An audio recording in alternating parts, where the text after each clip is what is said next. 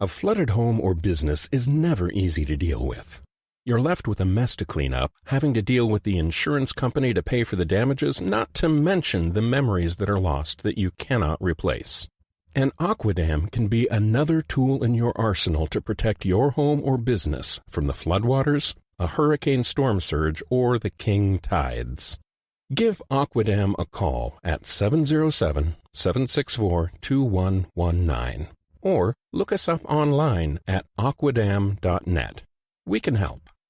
We're also offering 10% off the price to anyone who mentions they heard this ad on the Opperman Report. If you find yourself in need of legal representation, it can be a very stressful time in your life. In my career, I have dealt with thousands of lawyers, I've dealt with thousands of law firms, and I can confidently recommend to you Keith M. Davidson at kmdlaw.com. Available 24 hours, 7 days a week. Just log into kmdlaw.com. That's kmdlaw.com. Or you can call toll-free 833-4KMD-LAW. That's 833-4KMD-LAW. Personal injury, wrongful death, STDs, sexual assault, car accidents. They handle it all efficiently and professionally. It doesn't matter how imposing the opposition may be, because the team at kmdlaw.com are battle-tested and fierce. They will not stop until justice prevails. Go to kmdlaw.com or call toll-free 833-4KMD-LAW. If you're in for the fight of your life, stop screwing around and contact KMD Law. Before Epstein was the Franklin cover-up. Before that, the Finders. And long before that, the Cleveland street scandal. Pedogate Primer is a concise intro and overview of a growing child abuse epidemic worldwide. It features shocking instances of institutionalized and organizational pedophilia throughout history. Churches, cults, the world of arts and entertainment, the government, NGOs, charities, and major corporations are all complicit or culprits in many instances. Pedogate Primer delves into material that for many may seem like the stuff of conspiracy theories. For this reason, the book draws on academic resources, declassified documents, and other reliable sources, and steers clear of conjecture. Such shocking true stories need no embellishment. Emailrevealer.com. People ask me all the time, hey Ed, are you still a private investigator? I sure am. Go to emailrevealer.com. We handle adoption investigations, infidelity investigations, where you give us your spouse's email address. We trace it back to online dating websites, catch them cheating online. Email tracing, locate or identify somebody from as little as an anonymous email address. Someone owe you money? Back child support? We can find that deadbeat, locate his hidden assets, locate his hidden bank accounts, find his current place of employment, and even assist you in obtaining a judgment and recover that judgment for you. Emailrevealer.com. Digital forensics, computer forensics, cell phone forensics, recover deleted text messages. Create a report that you can use in court. Emailrevealer.com, 800-572-9762. It's the Opperman Report. Join digital forensic investigator and PI Ed Opperman for an in-depth discussion of conspiracy theories, strategy of New World Order resistance, high-profile court cases in the news, and interviews with expert guests and authors on these topics and more. It's the Opperman Report. And now, here is investigator Ed Opperman. Okay, welcome to the Opperman Report. I'm your host, private investigator Ed Opperman. You can find me at Opperman Investigations and Digital Forensic Consulting, either through my website, emailrevealer.com, by the way, which is getting a whole big makeover, so keep an eye out for that. Or you can just email me directly at oppermaninvestigations@gmail.com. If you like our show, be sure and check out our Patreon. Opperman Report Patreon. I got a bunch of stuff in there about the Hunter Biden laptop that's totally exclusive. You can't find it anywhere else. And I'm working on some stuff behind the scenes right now I'm telling you, man, I'm going to be breaking huge Hunter Biden laptop stuff for you. So that's our Patreon to support the show. But if you want to check out our archives, you go to Spreaker.com. And I do a live show there every Friday night, 8 p.m., a solo show. And also, too, that's where there's a chat room, and you get an email notification whenever we put up new content. I'm very excited about our guest today, Bruce de Torres. He's working over at Trying Day Press, tryingday.com. You can find him over there.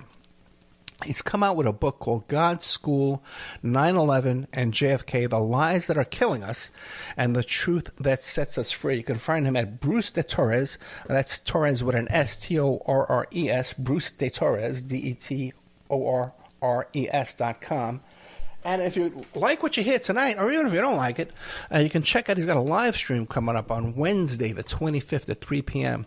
That's May 25th, if you listen to this on an archive. And it's about how JFK, how to implement JFK's dream of peace. Mr. Bruce de Torres, are you there? Yes, I am.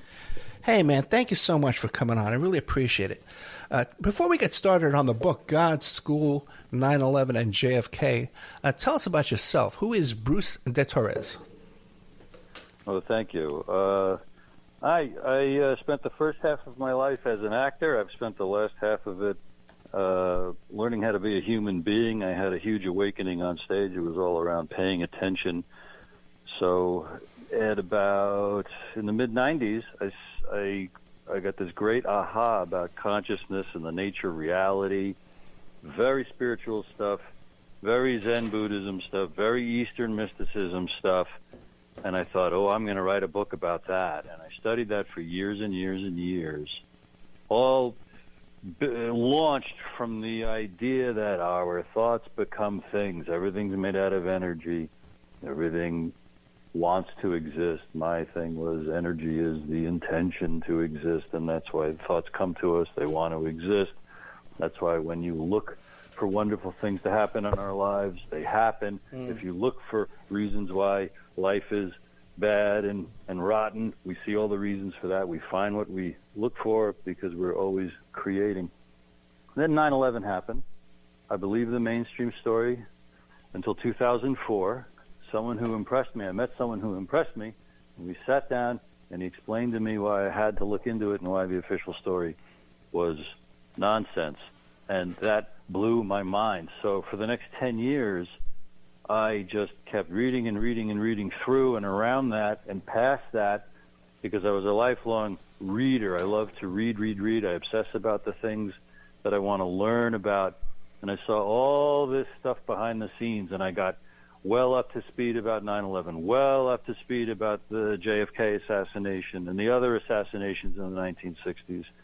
And before I bleed completely into the book here, I'll also say, after I set out to write my book, after decades of being an actor and trying to learn how to do that, I became an entrepreneur with a small business and was able to mingle with my fellow humans, because I set out, I've got to learn how to master my own mind and emotions and figure out how to be happy. And simultaneously, I was a small businessman, so I perfected all these. I had tons of business networking experience, tons of sales, marketing, public events, public speaking, and really threw myself into that. I think I was avoiding all that with a life in theater. You don't have to grow up. If you're going to be an actor, you can indulge your fantasy of, I'm going to be rich and famous and win an Academy Award and have a mansion in Beverly Hills and sit by the swimming pool while I take phone calls from my agent. That worked for me until I was in my 30s. So, and then that has brought us up to speed. That's a little broad strokes about me. Ed? Now, that's interesting. By the way, coincidentally, as the world would have coincidences for us, right? The universe creates coincidences. I just taped an interview this week with Jason Burmis, who did the whole Loose Change documentary series there. And that'll either be playing tonight right after or before Bruce de Torres. Now, fascinating. You said you had this epiphany while on stage. Yes. Okay, now that's interesting. And how did this come about?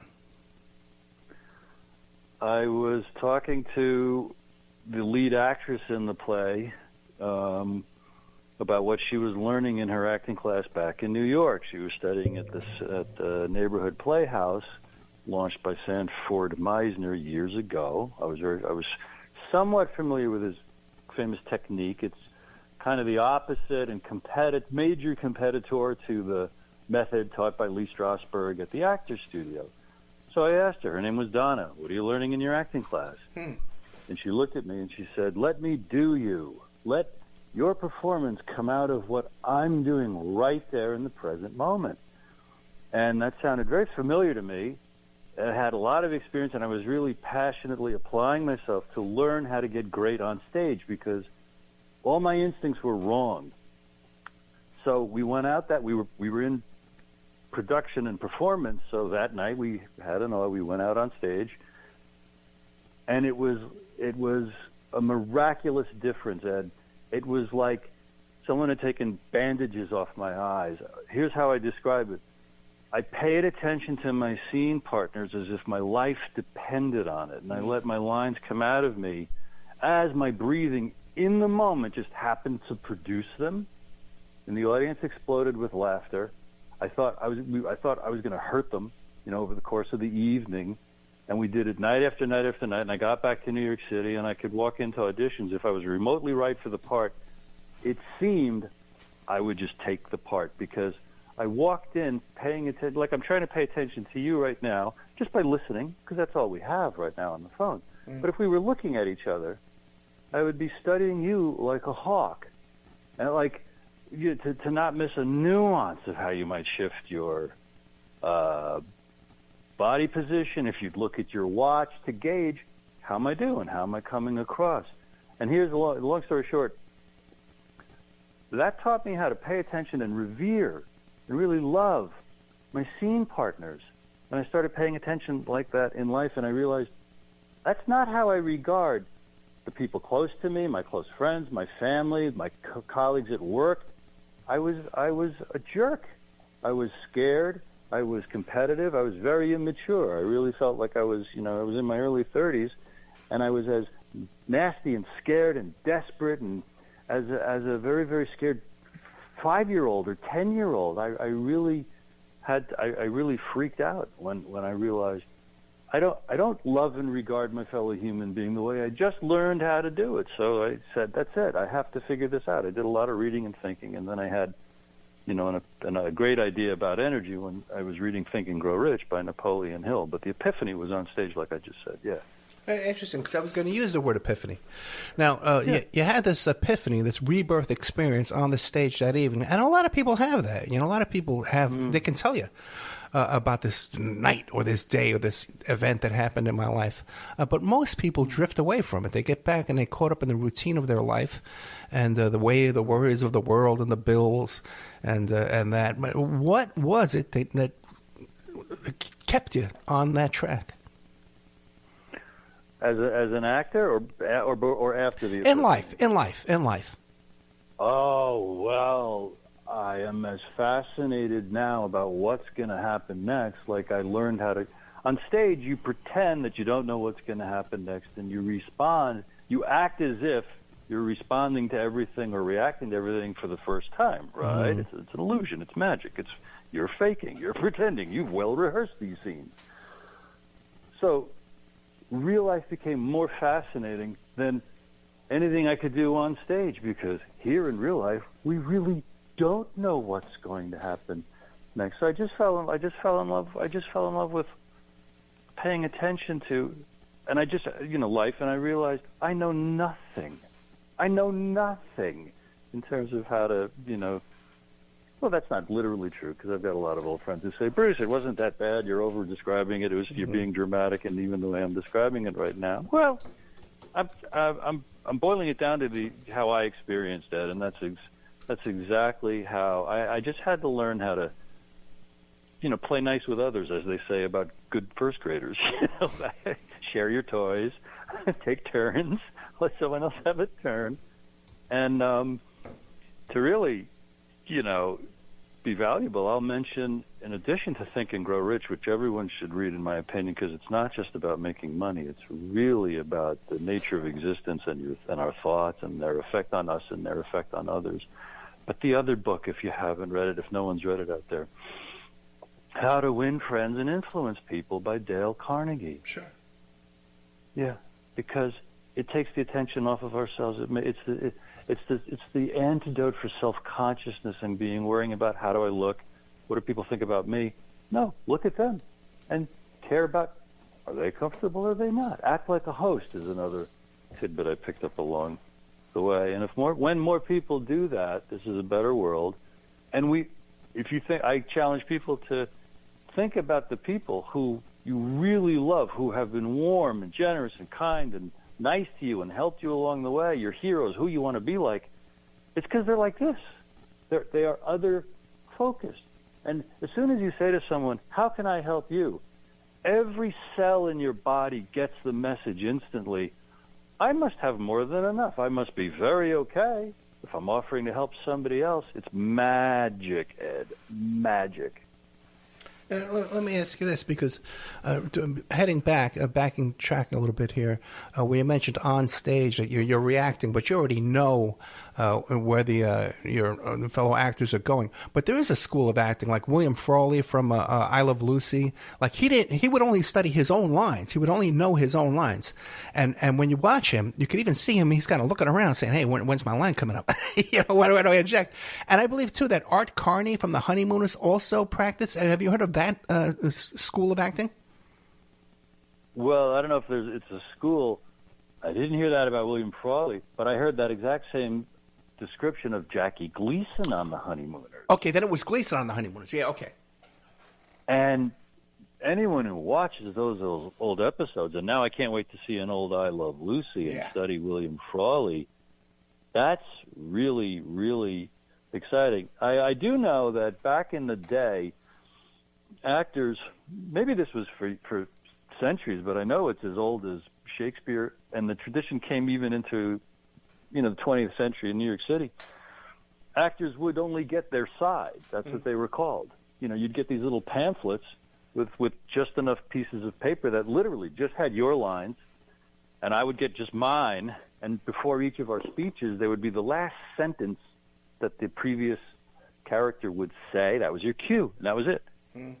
And it does make for, and it even explains Marlon Brando in his later years, he wouldn't learn his lines for a movie. And they would, either he'd wear an earplug and his assistant would be telling him his lines in real time as he was filming, or his lines would be written on the table or in a book or, held in front of the chest of his scene partners, because he wanted to be very spontaneous in the way his line readings would come out, because he'd be really, literally hearing and seeing them for the first time. Yeah, in fact, Gianni Russo on a show, he described that to as well. Now, you mentioned Dale Carnegie's book, Winning Friends and Influencing People. What about the Carnegie Institute, that class? Would you recommend that class?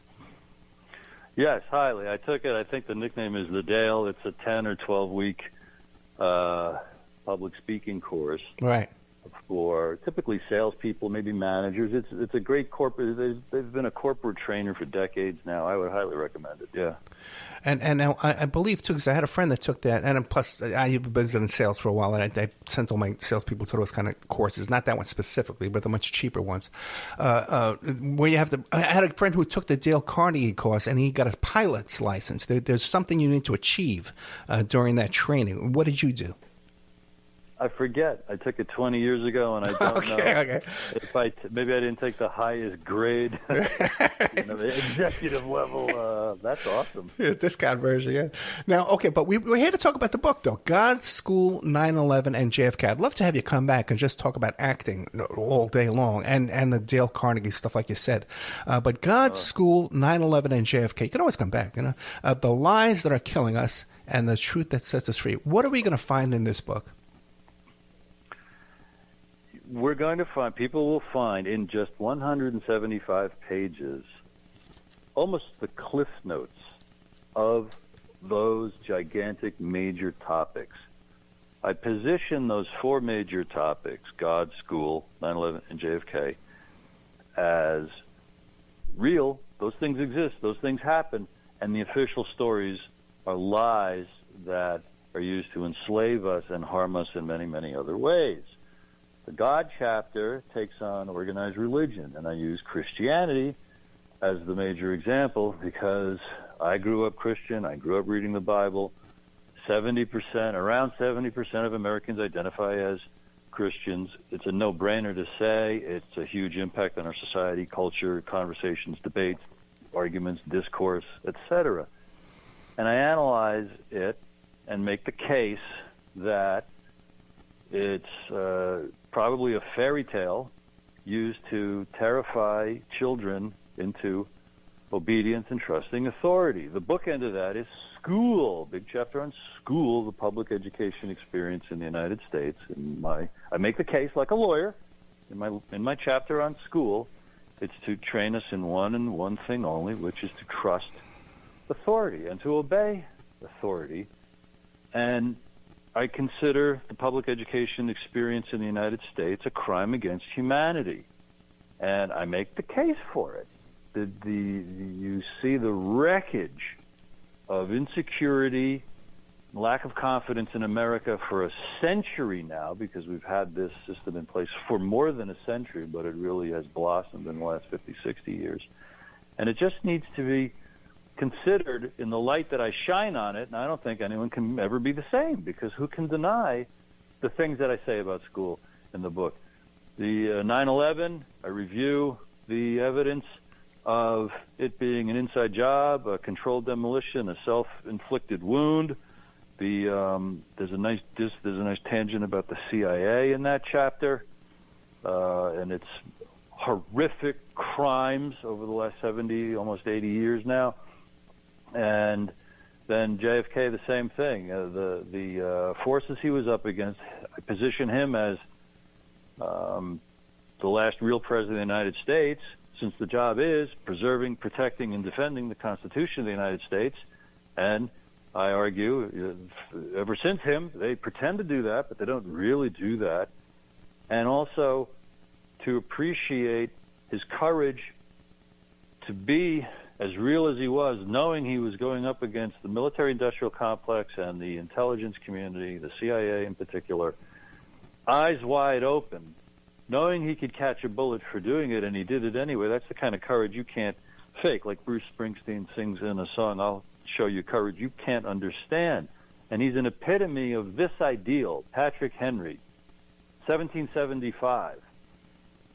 When they were bristling and arguing and hating the oppression of the British and afraid of declaring independence, and so he was a firebrand for independence. In his famous speech, "Is life so dear as to be worth the price of wearing chains? I know not course others might take, but for me, give me liberty or give me death." John F. Kennedy is a shining example of that kind of courage. Then there's a chapter called "A Brief History of the United States," which is from the founding to current times, including the Trump administration, reveals tons behind the scenes, Ed.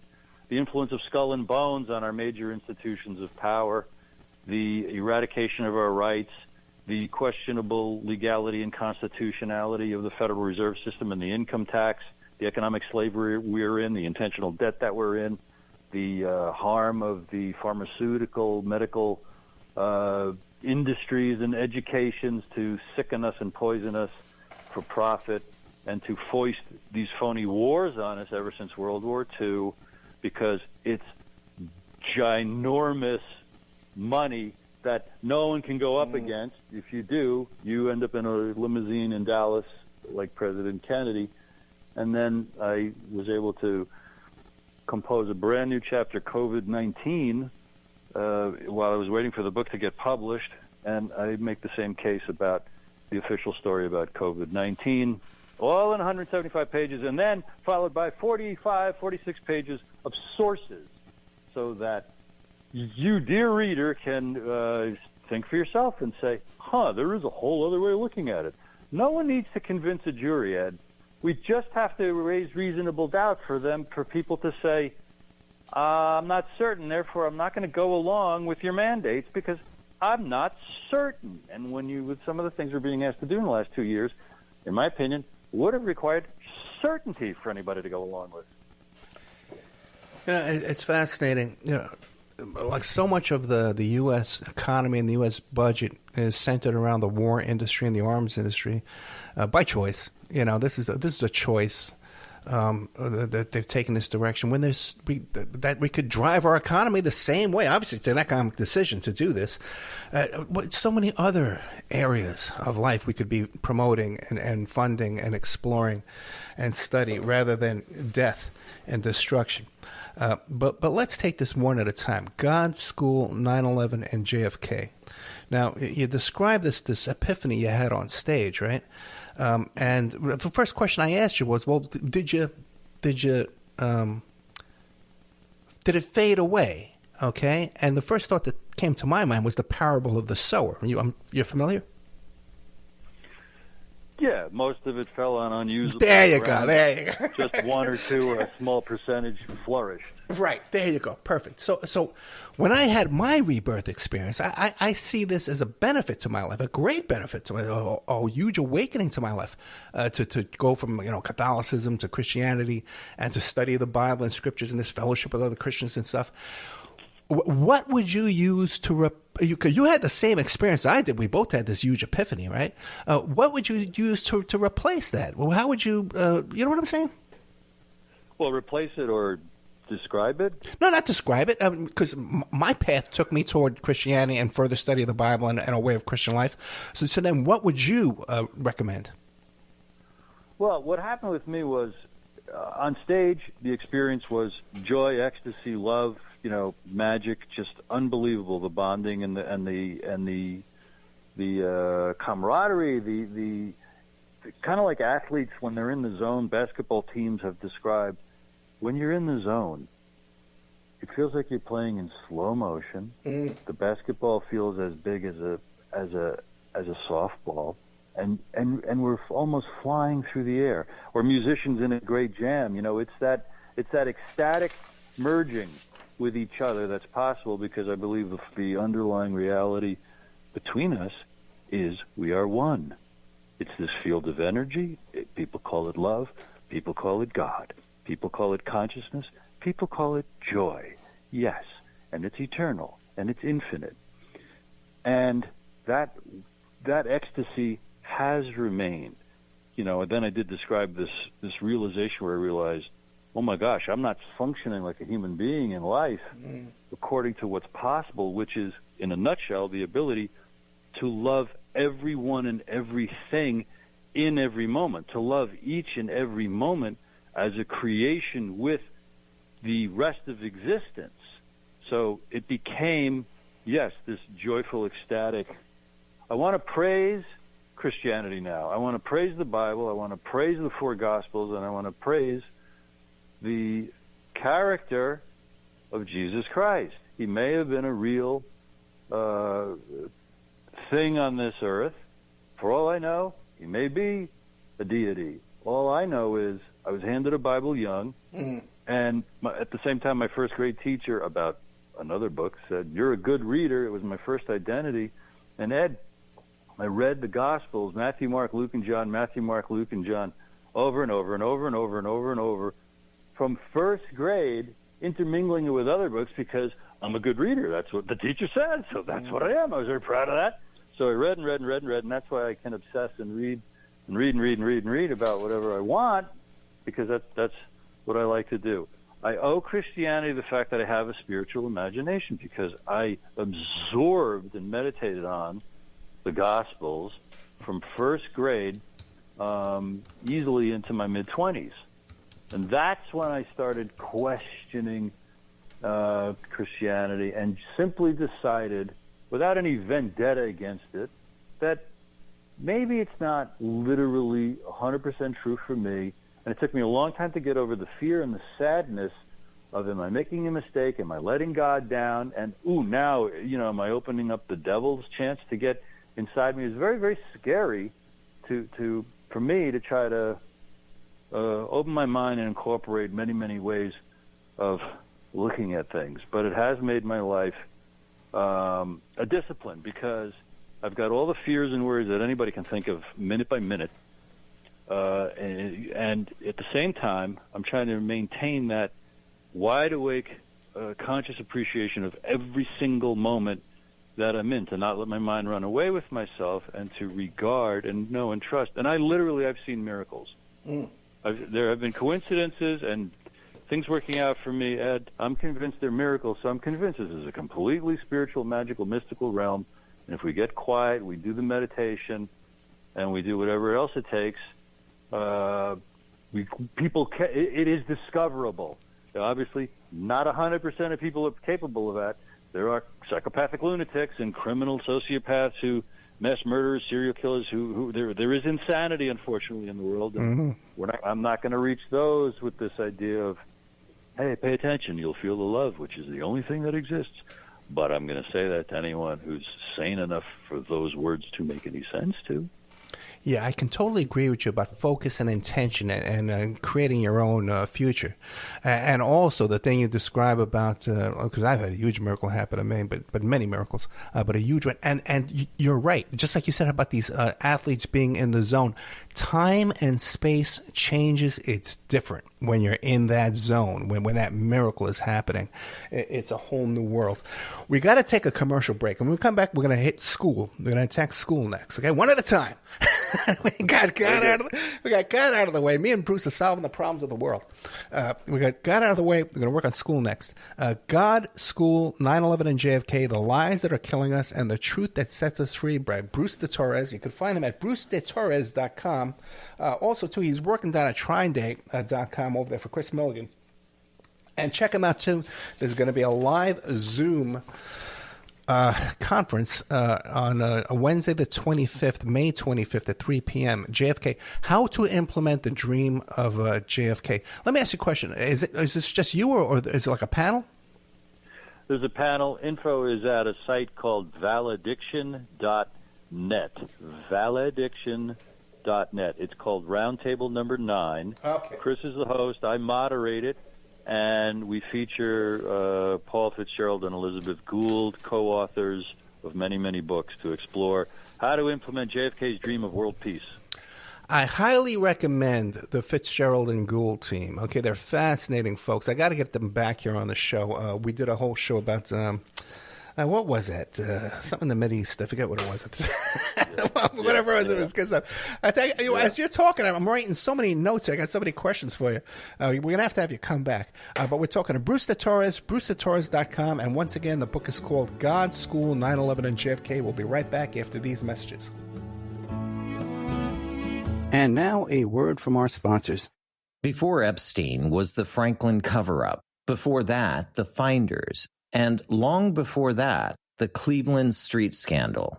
Pedogate Primer is a concise intro and overview of a growing child abuse epidemic worldwide. It features shocking instances of institutionalized and organizational pedophilia throughout history. Churches, cults, the world of arts and entertainment, the government, NGOs, charities, and major corporations are all complicit or culprits in many instances. Pedogate Primer delves into material that for many may seem like the stuff of conspiracy theories.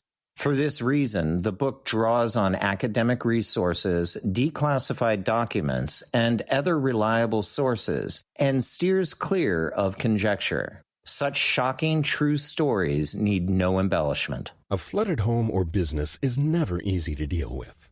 You're left with a mess to clean up, having to deal with the insurance company to pay for the damages, not to mention the memories that are lost that you cannot replace.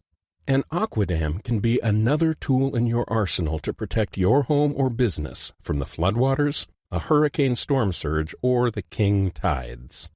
Give Aquadam a call at 707-764-2119 or look us up online at aquadam.net. We can help. We're also offering 10% off the price to anyone who mentions they heard this ad on the Opperman Report. Emailrevealer.com. People ask me all the time, hey, Ed, are you still a private investigator? I sure am. Go to emailrevealer.com. We handle adoption investigations, infidelity investigations, where you give us your spouse's email address. We trace it back to online dating websites, catch them cheating online. Email tracing, locate or identify somebody from as little as an anonymous email address. Someone owe you money? Back child support? We can find that deadbeat. Locate his hidden assets. Locate his hidden bank accounts. Find his current place of employment and even assist you in obtaining a judgment and recover that judgment for you. Emailrevealer.com. Digital forensics, computer forensics, cell phone forensics, recover deleted text messages. Create a report that you can use in court. Emailrevealer.com. 800-572-9762. It's the Opperman Report. And now, here is investigator Ed Opperman. Okay, welcome back to the Opperman Report. I'm your host, Private Investigator Ed Opperman. Don't forget you can find me on Twitter and Instagram at Opperman Report. Now, we're talking to Bruce de Torres, who's telling about his life as an actor, stage actor too. His book is called God, School, 9/11, and JFK. God, School, 9/11, and JFK, The Lies That Are Killing Us and the Truth That Sets Us Free. He's working down at TryingDay.com, so go there and check that out. In fact, I think if you purchase the book over there, they get a better deal. And there's going to be a live Zoom conference this week with those fellows from valediction.com, .net, sorry. Wednesday the 25th, 3 p.m., on May 25th, 3 p.m., about JFK and how to implement his dream of peace. Now, world peace. Yes. World peace. There you go. Even better. Now, Bruce, I noticed in the little blurbs, Donald Jeffries did a little blurb for you there, right? Yeah. And I had him on the show many times, and he wrote that book, Bullyocracy, and he is very passionate about the school system in America. And I guess it's the world. We all pretty much have the same type of education system. Why don't you give us an idea what you see as the flaws in our education system and how can we replace it? Because I've had other people on here. Kevin Slong, fascinating guy, brilliant guy, who was very passionate too. And he says he has a whole study that he wants to do about eradicating the American school system. And then I had Mr. Kizek, Professor Kizek, about the school world order, again, upset with our school system. So what is your problem with the education system, and what do we do? How do we replace it? I don't know, but the first thing is to abandon it. I make the case why it's so horrible, and I haven't explored recommendations except save your children, don't let them go to school. Anything would be better than the public school experience. And in my chapter, I make the case why. And any way I look at it, up, down, left, right, center, it's an abomination. It's a crime against humanity, okay? And trying to stay calm and organize my thoughts here to walk you through this in just a few minutes here. We learn what we do, okay? Birds learn how to fly by being free to imitate their parents. That's a great model. That's a great way for us to start and think about primates and human beings. Babies grow up into full-blown adults of their species by being free to imitate the adults that love and provide for them. Okay? And before this abomination of public school, organized as it is 5 days a week in any country, that's how humans learned. And we are individuals. That is a concept completely lost in modern times.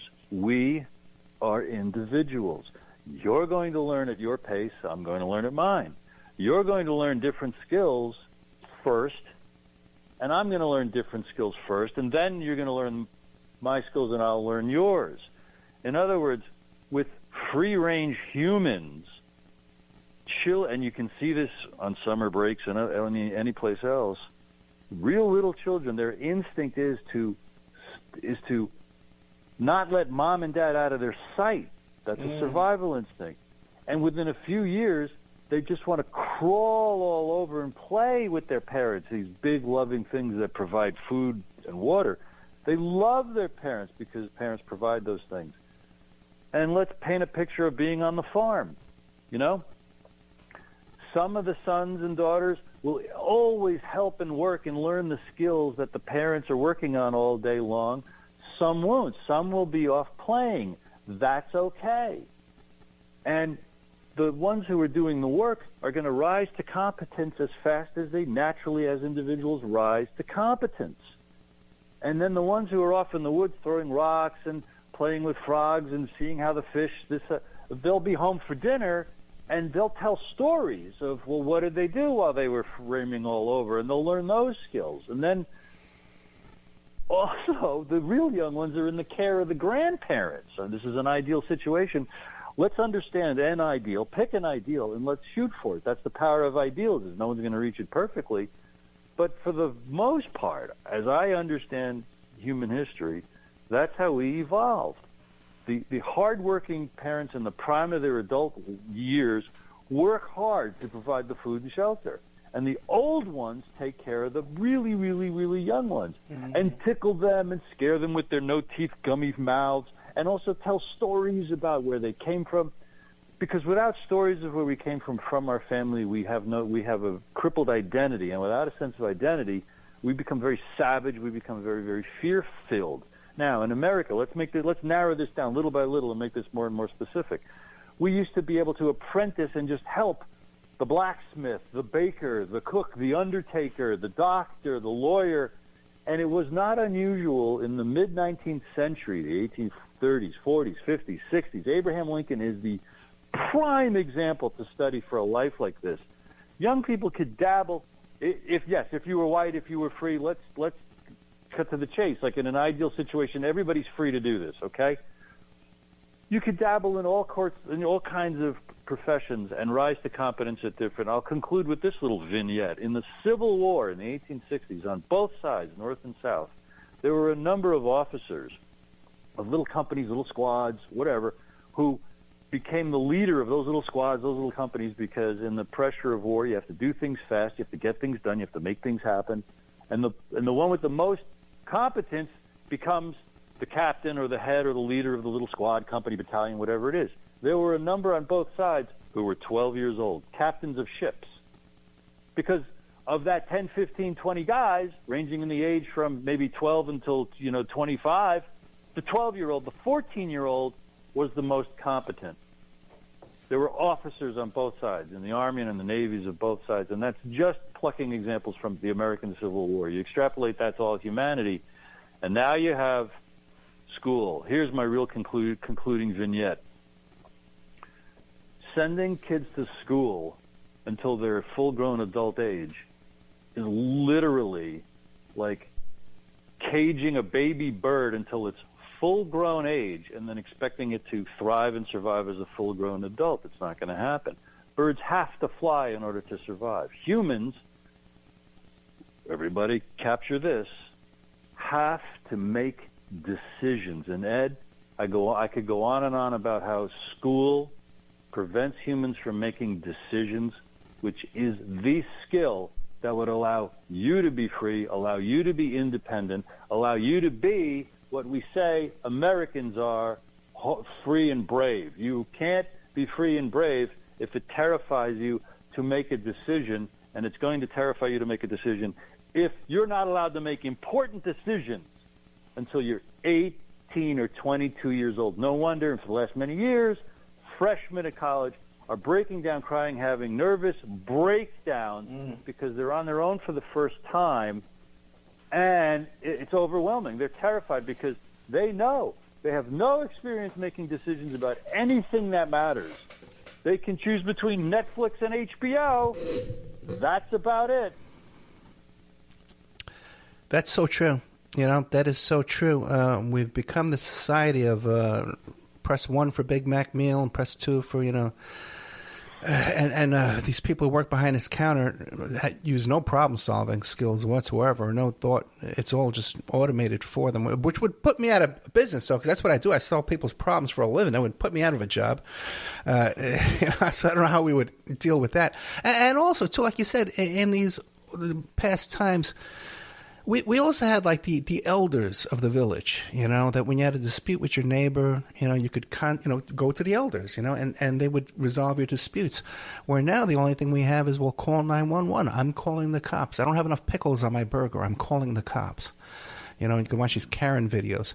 But the thing is now Bruce, this is where we are now. Okay, we're in a situation now. Like you're right. These college freshmen, they can't function. They can't solve problems. So this would take a drastic change now to revert this system back. Where we have no elders of the village, that's been taken away from us.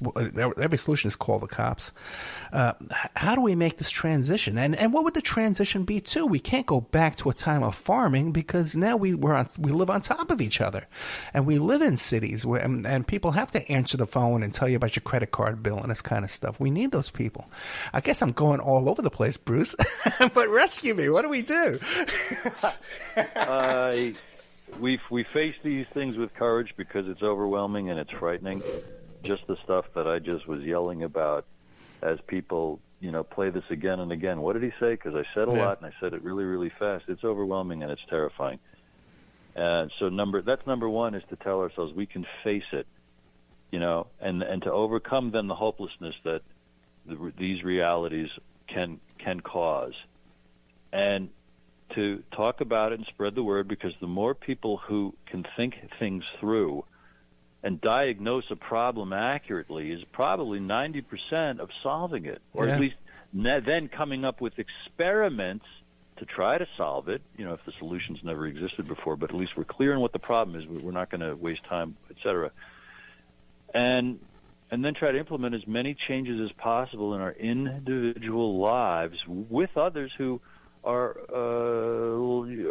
similarly aware of the same thing and see reality the same way, because we're all very, very, very fragmented. But it's a crisis of epic proportion. I think humanity is at stake.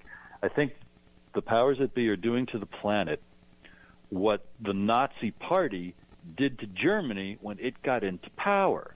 I believe it's a great analogy for what's happening worldwide, but especially in the United States. Another solution would be a great rediscovery of the founding of America and its ideals, because as generations have gotten farther and farther away from the 1770s and the 1780s and the 1790s, we have been able to become what we are now, which is nothing like what was envisioned back then. But it would happen relatively slowly. Now it's happening fast because of technology, because we used to be closer to our grandparents. We used to be closer to our great-grandparents. And they could pass down the legacy of what's at stake. That whole generation, those that were educated and free, of course, were conversant and literate about what's the proper role and size of government. They didn't have consensus. It was always a raging debate. It's supposed to be a raging debate in a land that says they protect freedom of speech. It's supposed to be a perpetual argument and debate. And they gave us a framework where representatives could vote and make laws, and if you didn't like the laws, you could not pick up a gun to change things. You just had to wait for the next election. And it worked. It worked as well as it could among humans, because even back then they were pulled apart by different factions.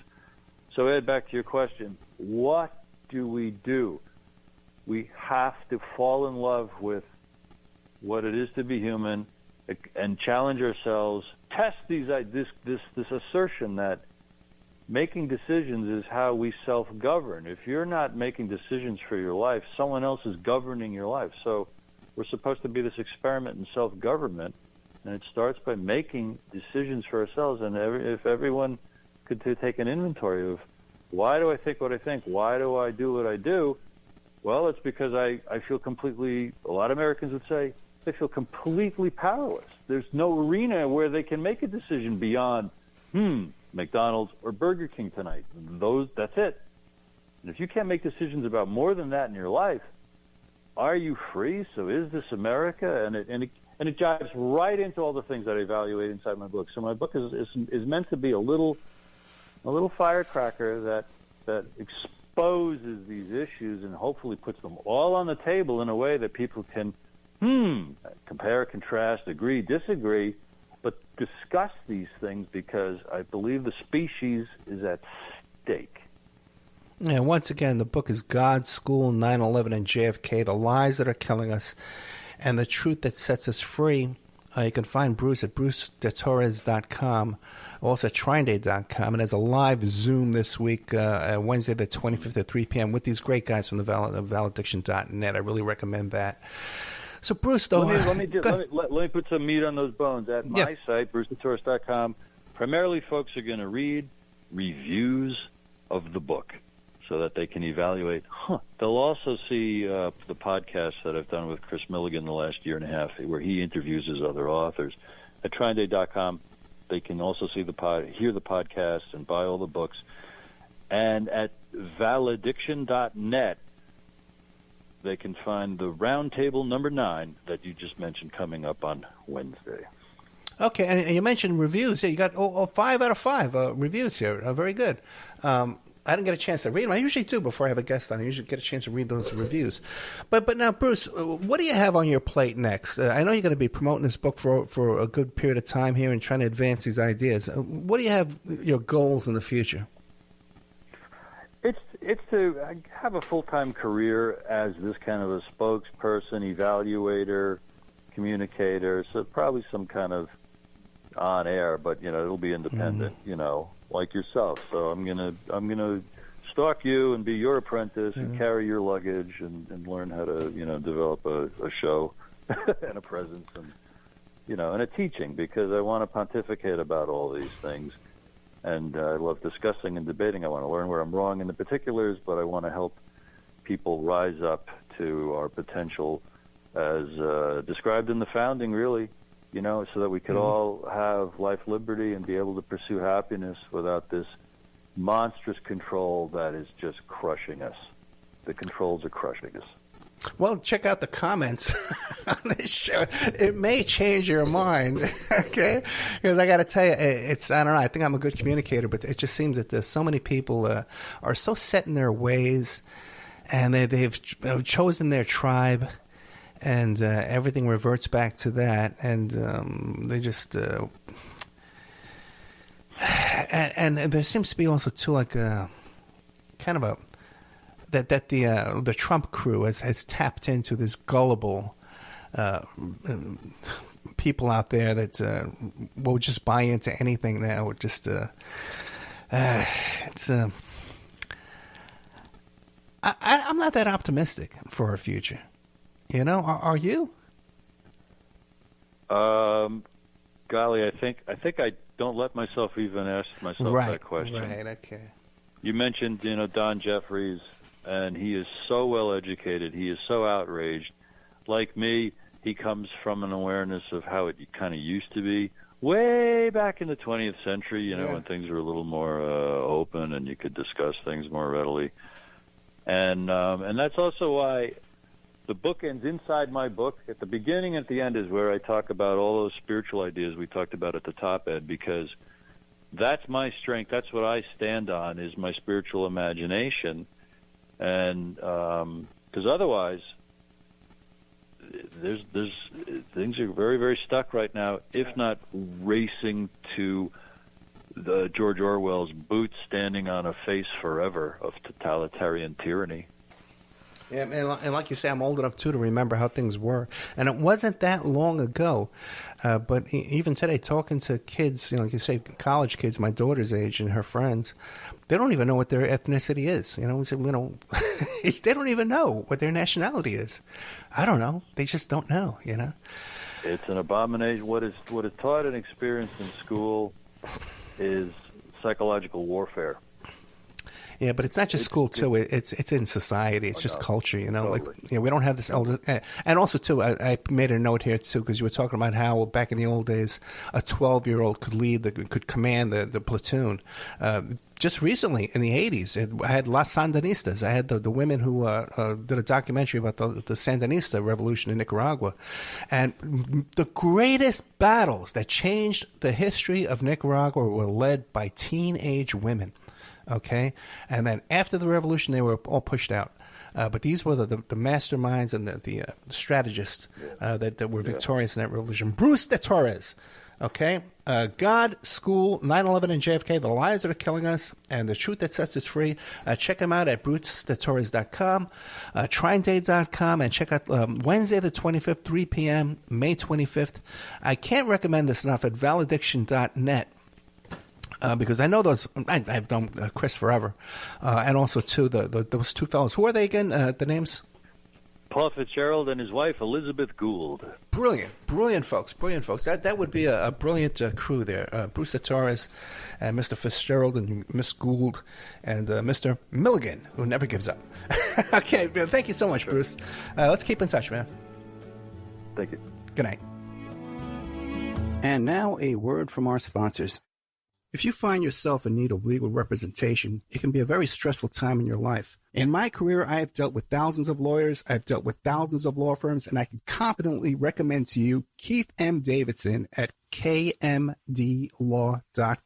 Available 24 hours, 7 days a week. Just log into kmdlaw.com. That's kmdlaw.com. Or you can call toll-free 833-4KMD-LAW. That's 833-4KMD-LAW. Personal injury, wrongful death, STDs, sexual assault, car accidents. They handle it all efficiently and professionally. It doesn't matter how imposing the opposition may be, because the team at kmdlaw.com are battle-tested and fierce. They will not stop until justice prevails. Go to kmdlaw.com or call toll-free 833-4KMD-LAW. If you're in for the fight of your life, stop screwing around and contact KMD Law. Before Epstein was the Franklin cover-up. Before that, the Finders. And long before that, the Cleveland Street Scandal. Pedogate Primer is a concise intro and overview of a growing child abuse epidemic worldwide. It features shocking instances of institutionalized and organizational pedophilia throughout history. Churches, cults, the world of arts and entertainment, the government, NGOs, charities, and major corporations are all complicit or culprits in many instances. Pedogate Primer delves into material that for many may seem like the stuff of conspiracy theories. For this reason, the book draws on academic resources, declassified documents, and other reliable sources, and steers clear of conjecture. Such shocking true stories need no embellishment.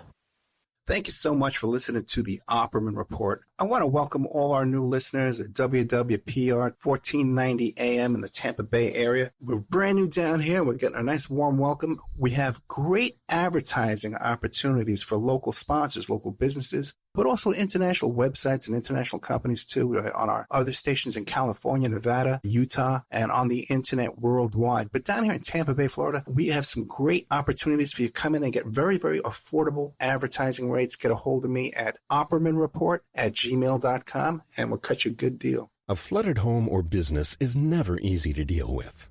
You're left with a mess to clean up, having to deal with the insurance company to pay for the damages, not to mention the memories that are lost that you cannot replace. And Aquadam can be another tool in your arsenal to protect your home or business from the floodwaters, a hurricane storm surge, or the king tides. Give Aquadam a call at 707-764-2119 or look us up online at aquadam.net. We can help.